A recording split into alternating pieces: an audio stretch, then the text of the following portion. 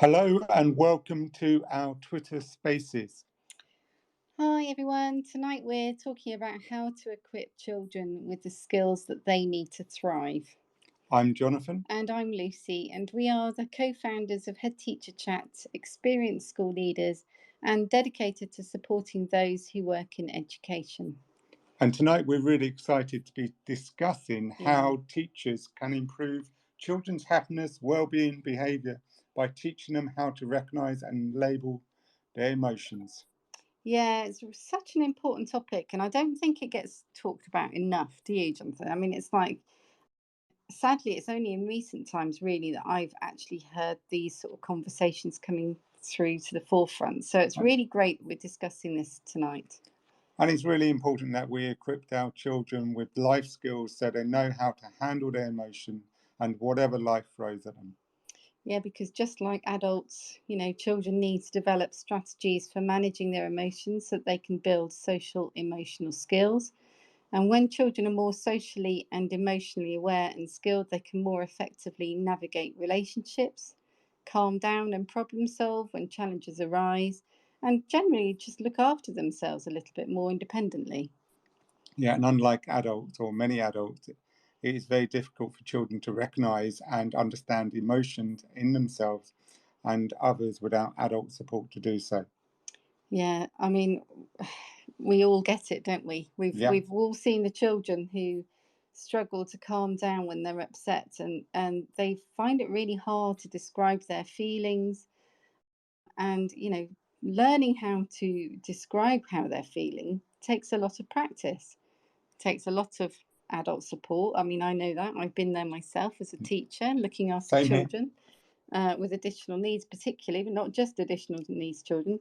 All children sometimes find it difficult. And when adults provide those support and those explanations, it helps them to understand how they manage their feelings. And then they start to control those emotions themselves, and they're better able to regulate their own responses. And this is where our guest comes in this evening. Evening, Nadim. Good evening, Lucy and Jonathan. How are you? Oh, fabulous! Thanks for joining us tonight, Nadim. It's such an important topic, and we're absolutely delighted to have you here. Thank And you if for the any, invite. and if anyone has any questions they like to ask, put it into the tweets underneath the chat and or direct message us, and we will get the questions answered the best we can as soon as we can. So Nadim is the founder, and I love your job role, Nadim. I absolutely love it. Nadim is the founder and chief happiness officer at the Happy Confident Co. And we know Nadim because Nadim is on our network, and we've had a look at all the resources, and I can absolutely honestly say, hand on heart, they're all fabulous, which is why Nadim is joining us tonight. You guys are in for a treat. You're going to love it tonight. So thank you for joining us. So this is Head Teacher Chat Twitter Spaces with Nadim. We hope you enjoy it. Welcome, Nadim. Would you like to do a little bit of background about yourself and how you came up with the idea? Yeah, thanks. No pressure on. Yeah, I hope you'll be in for a treat tonight. Well, I'll do as best as I can. I was a parenting coach for out of actually need because I had children. I was actually an entrepreneur before that. Set up several companies, and my forte was always look at a system and something that doesn't work and just get in and think. And in parenting, I just thought, wow, there's so much we don't know about child psychology as parents. You know, the famous kids don't come with a manual. Well, I actually wrote a book called Kids Don't Come with a Manual, which is the manual, the guide to parenting. But after a few years of that, I actually had a couple of things happen. One, my middle daughter, she was 8 at the time, went through a tough time, and she was being quite mean and really bad behavior while she was the most bubbly, positive person. And I couldn't understand why. I asked her teacher if she had seen anything at school, and absolutely not. They was like, no, she's still her bubbly self. Oh, I have no idea what's happening. But thankfully, I was already a parenting coach, and so I coached her. And after it took more than half an hour to actually finally getting her to say, "I hate myself," and that was a big alarm bell. but also a huge wake-up call where I realized that the children don't have a safe space to express their feelings, neither at school, because often schools basically consider that feelings are not supposed to be, basically you have to deal with the feelings separately. It's like you're a human being, but you're supposed to slightly cut off this part of you or not express it. Same in the corporate world or at home, because often at home we're actually, as parents, we're quite uncomfortable. I'm generalizing, but I would say more than 80% of parents are uncomfortable with big feelings. So we'll tend to do two things. Either we'll go, oh, come on, it's not that bad, get out of this feeling. Or we'll, for example, a child breaks a toy and we'll go, oh, don't worry, I'll buy you another one. So trying to save children from their feelings. So we don't actually teach children to really connect with the feeling, understand what's happening, and then shift it. And that's a method that's what we advocate everywhere, is basically when you learn to connect with the feeling and then, and actually this only lasts for 90 seconds, by the way. Science proves that a feeling and the hormonal discharge related to the feeling only lasts for 90 seconds in the body. So technically, you can get out of the feeling after 90 seconds. The problem is our thought process is the one that re-triggers and re-triggers and re-triggers. Therefore, we can end up being depressed just because actually our thoughts are re-triggering the feeling of sadness or depression, whatever is happening to us, and ends up in depression. So we don't call depression a feeling. I'm just saying that all the feelings related to depression can lead to that. And so what really the key is to identify the feelings, understand what it's telling us. So they're even in what we call unpleasant feelings. We don't say negative feelings ever. In unpleasant feelings, understand what our needs are behind it, why we're feeling this, and then shift it. And that can be done in 90 seconds. That's why all our resources, the Feel It Mapper, the Feel It cards, all of these resources are really around teaching children about social emotional, basically what every feeling means. We've got 100 feelings, videos on 100 feelings explaining this. And then what are the techniques and the strategies that they can use to go from what they're feeling to what they want to feel, which is often, obviously motivated, proud, etc. But often when they look at it, actually just they want to feel safe and loved. That's the primary thing that actually children want when you look at it more deeply. And so that's the main reason. But another reason was that I actually came into this was my own personal experience. I was cut off my feelings. I realized that I go to my therapist, and it's difficult to do therapy if you can't actually access your feelings. So he would ask me, so what are you feeling? And I'd go, I think I'm feeling. And the problem with that, as you can imagine, is when the left brain gets involved, it's not very useful because I'm basically making a story about why I'm supposed to feel something in some way. So that's why I realized it took a lot of practice to reconnect to my body, these sensations, my feelings, and start really realizing what was happening. And so that's why we teach children from early, as young as nursery, to practice what we call interoception. Interoception is actually our sixth sense. We have 8 senses that we won't go through all the detail, but our sixth sense is the one of feeling sensation in our body. So whether hot or cold, or our feelings. And when we actually practice this, it becomes second nature, and we just can sense them in our body, understand what's happening, and shift them much faster. So that's the whole practice that we advocate. And it only takes 10 minutes a day in schools to actually get children in just a couple of weeks to start doing that. That's incredible. And I'm really fascinated by what sort of research you have found, or what you have discovered as you've gone along with the project, and how it has improved children's lives. Yeah, well, so as I started researching all of this, to be honest, and actually Brené Brown recently in her great book, Atlas of the Heart, researched more than 3,000 papers on emotions, feelings. And her conclusion was there are as many theories on feelings and emotions as there are researchers. so Okay. that's where the challenge comes. So obviously having to sift through all of that, but thankfully there are a lot of things that have in common. So although there are differences in all these researchers, the common things that are coming out of all the, so basically it's been an explosion in research on emotions and feelings recently. And the common thread is neuroscience shows that when you name a feeling more specifically, so instead of just using, on average, by the way, Brené Brown discovered that on average, we only use, as adults and children, we use 3 feelings. You can guess: sad, happy, angry. And that's not helpful, because actually it's when we name a feeling more specifically, more granularly, that it reduces the intensity of the feeling in the brain. So that the first point is, well, emotional literacy is super important, because children need to be able to name, not only is it just useful for literacy, literally for writing better, because you've got all these incredible understanding of different feelings, but it's also really important for our brains to actually feel more in control of our emotions. And labeling them, so that's the part, labeling, but also understanding them and then accepting them. So this whole part of acceptance is really important, because before we accept, it's really very difficult to shift. So that's one of the really very important parts of it. And so another very important aspect that I discovered is that suppressing feelings actually uses your some of your cognitive ability. So everyone who would tell you, oh, but it's better not to like talk about feelings, it's much easier, because it does seem easier to just say, okay, let's not deal with the feelings right now. Let's just get on with what we have to do, and we'll deal with that later.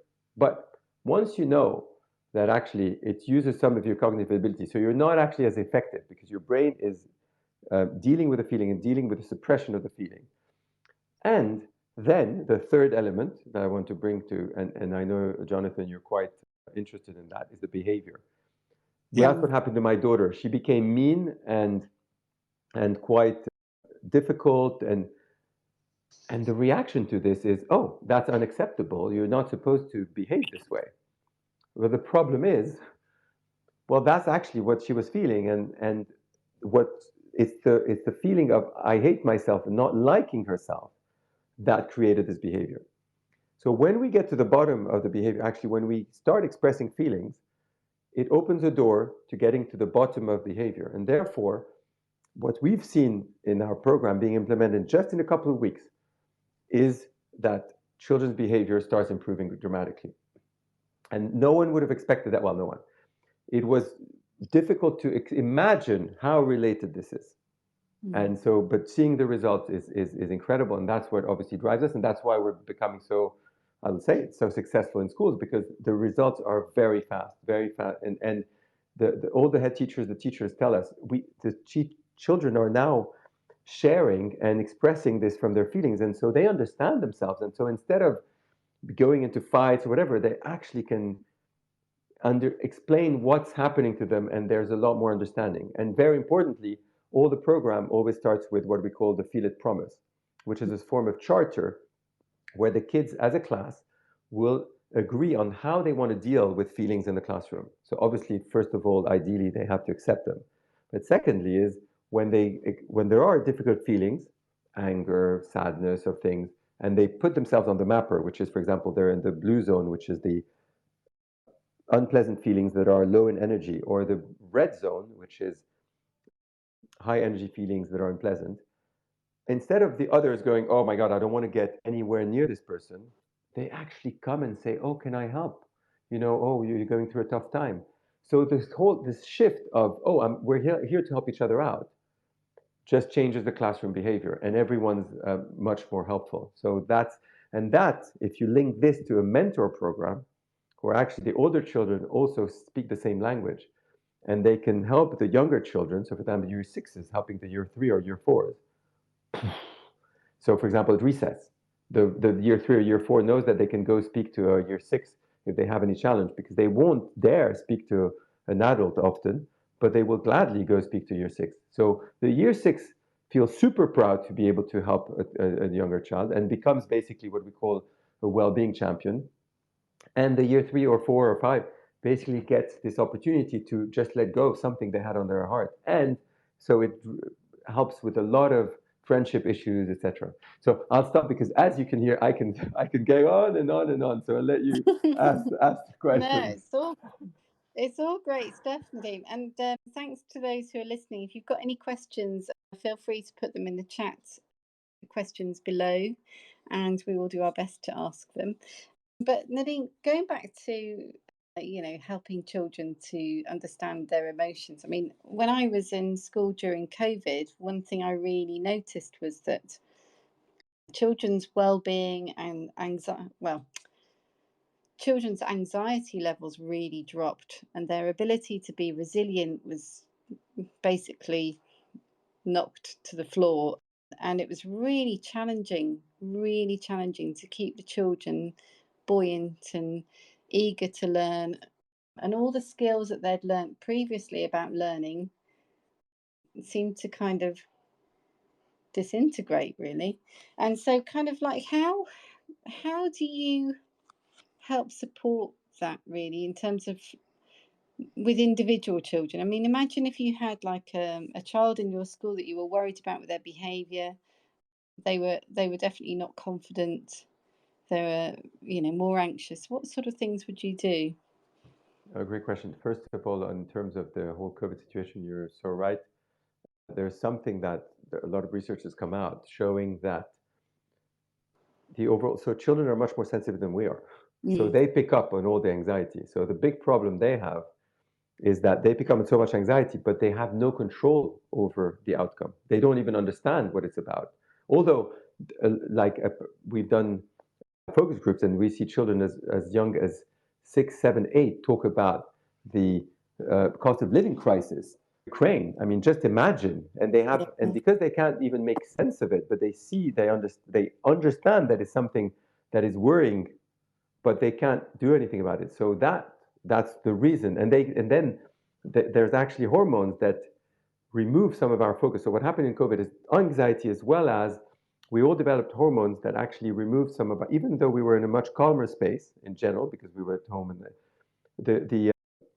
some hormones were created, I can't remember the exact name, but that actually removed some of our focus. So a lot of people who felt very unfocused in COVID, it was down to that kind of mix of anxiety and these hormones that we developed. So that's what that explains. And unfortunately, there are a lot of remnants from that, as well as still some big challenges, that they hear about, again, where they have no control.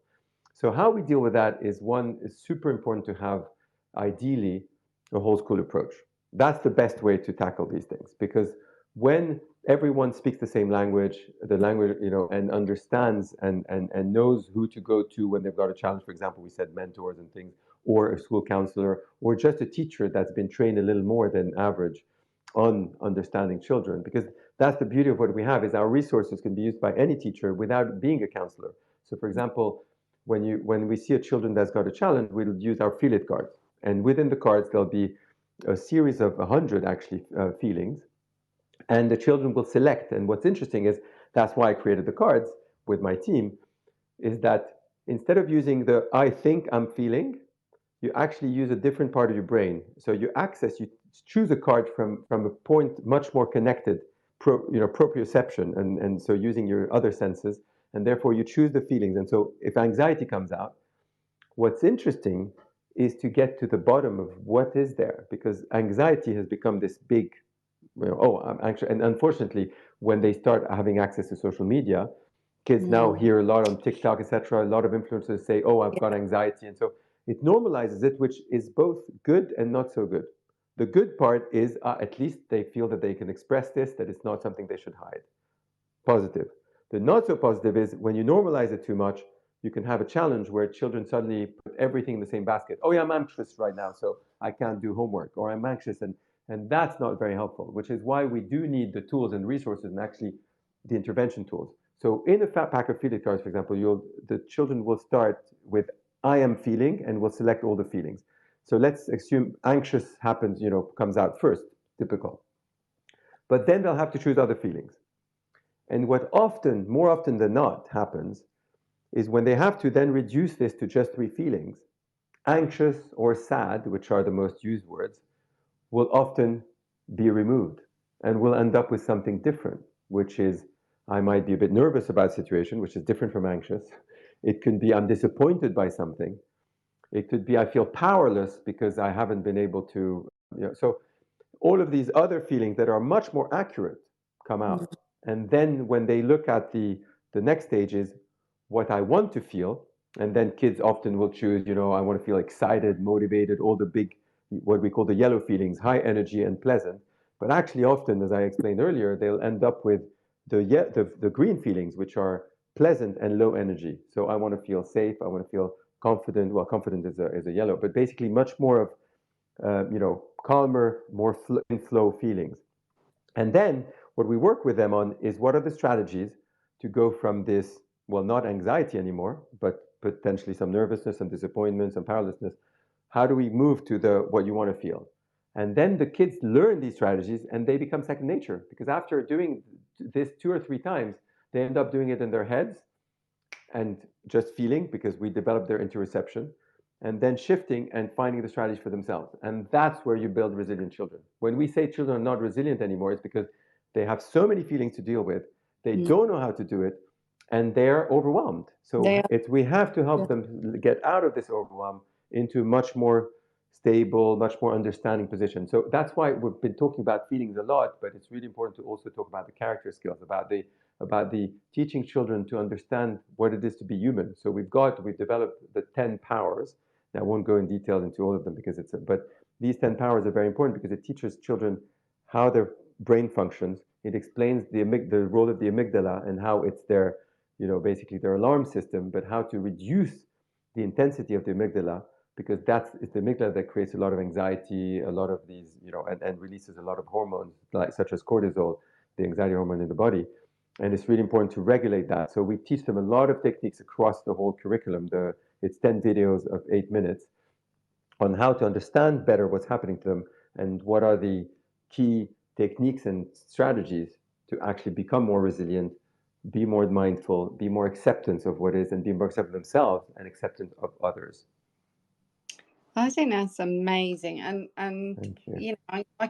I totally get the impact that will have. I mean, I wasn't lucky enough to use the Happy Confident Company's resources when I was in school, because I hadn't heard of you guys then, because I was only in a little school up in Norfolk. But just just having the ability to talk to children properly about emotions and understanding them and knowing how to use them and explain them, I think is fabulous. And I did a little bit of it myself, but nothing quite as good as what you guys have done. So congratulations, Nadim. I think you've got a fabulous product, and Thanks I a lot. really help. Can I add something about the importance of the daily habits? What we've really discovered in our research as well is this importance of creating positive daily habits. So that's why we created, for example, our journals, our daily journals, because children not only regularly get to check in on their feelings, because that's one of the questions, the different ways you felt today, but also then focus on the more positive things. So what are the top 3 things of your day? And what we've seen, well, the research showed it, but we've now have, more than 200,000 journals have been sold, and all the reviews we get is that children in just a week of being able to focus more on the positive, on these 3 top things of the day, start seeing life in a more positive way. And so they have less anxiety, they sleep better. And that's a really important tool to actually use, that a lot of schools use after, for example, after lunchtime, to get children back into the day in a state of flow, basically, of having let go of what may have happened at recess or during lunchtime and things like that. So everything we do, and that's why it's only 10 minutes a day, it's actually, we've proven that 10 minutes a day is much better than an hour a week. So, and 10 minutes a day can be weaved in the curriculum at any point, for example, at, registration. And it's much easier to do than having to take some people take, some schools take some time from PSHE, which makes a lot of sense as well, for example, to watch an 8-minute video. But weaving in this on a daily basis in terms of daily check-ins on feelings and also feeling better and developing these positive daily habits is really where the transformation comes, because we call now the creature of habits. So if our habits are positive and our thoughts are more positive, then we're more likely to be more successful in life. That's what everything's proving. So we're bringing all these techniques that have been developed in the corporate world and for adults to children. That's fabulous. So I can see that you are being loved by 23,000 children, probably more than that now, Nadim. Thank But you. so you're obviously doing something very well. So congratulations to you guys at the Happy Confident Company. It's obviously making a big impact on children's lives. I think that's fabulous. So how can our listeners find out more if they want to get some information? Where do they go? Thanks. They can head straight to our website, happyconfident.com. So www.happyconfident.com in one word, happyconfident. Or reach us at schools@happyconfident.com. And we've got great teachers working with us who can answer all their questions. We've got therapists as well, counselors. So we're really an amazing team that's, passionate about what we do and trying to bring this to as many people as we can. Oh, fabulous. Well done. And thank you very much for Okay. joining us this evening. I'm sorry it was a short chat. We could have gone on for far longer, and I think in a couple of weeks' time we will go into a lot longer and more detail of what we're talking about this evening. Because actually, as you can tell, we could probably go on most of the evening talking about emotional coaching. Yeah, such an important topic, and and it needs to be talked about. It's not in enough schools, I don't feel, at the moment, and I think the more that we get the message out there in terms of how much of an impact it will have on your school, then I think the better it will be. So thanks ever so much, Nadim, for joining us tonight. Thank you very much, Lucy and Jonathan. It's always a pleasure to speak to you. Thank you. Bye-bye. Oh, thanks, Nadim. So we're going to finish tonight's chat with our favourite quote of the day. When that's your favourite part, isn't it, Jonathan? Oh, yeah. I'm not sure. Well, it's all about Daniel Goleman and his emotional intelligence. And we were studying this 15 years ago or something like that, doing a whole load of work on that. And I remember in the school I was working in at the time, we did a lot of work on emotional intelligence. But the best time to learn emotional intelligence, like the best time to learn a language, is in childhood. Oh, I think that's so true. And I talk a lot about that with my friends and colleagues about the development of a child's brain, Most of the development happens before they're 7. So the more that you talk to children about emotions and how to handle them and to understand them, the more successful they will be throughout their life. So it's a big impact, really. So that was our quote of the day. Thank you, Jonathan, for sharing it. It's always your favourite part. So Always. So this Spaces session has been brought to you by myself, Lucy, and Jonathan from HeadteacherChat. Tune in to next week's Twitter Spaces session at 7:30, as we are so excited to announce that we are now a partner for the BBC's 500 Words competition.